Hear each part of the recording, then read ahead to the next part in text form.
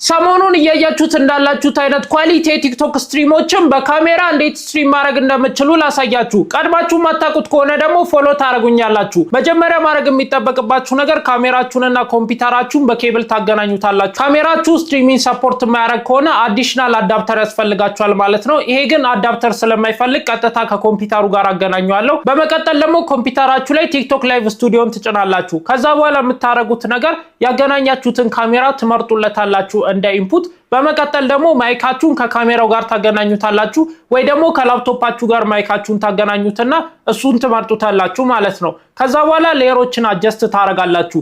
የምታስገቡት ስክሪን ሪከርዲንግም ካለ የፕላስ ምልክቷን እየተጫናችሁ እያስገባችሁ እዚህ ጋር ፖዚሽን ታረጉታላችሁ ማለት ነው። እንደዛ ካረጋችሁ በኋላ ደህና ኔትወርክ ያስፈልጋችኋል። ከዛ በኋላ ግን ርዕሳችሁን ጽፋችሁ ስታርት ስትሪም ማለት ትችላላችሁ። ኳሊቲ የሆኑ የቲክቶክ ስትሪሞችን ስትሪም ማድረግ ያስችላችኋል ማለት ነው። ለተጨማሪ መረጃ ፎሎ ማድረግ እንዳትረሱ።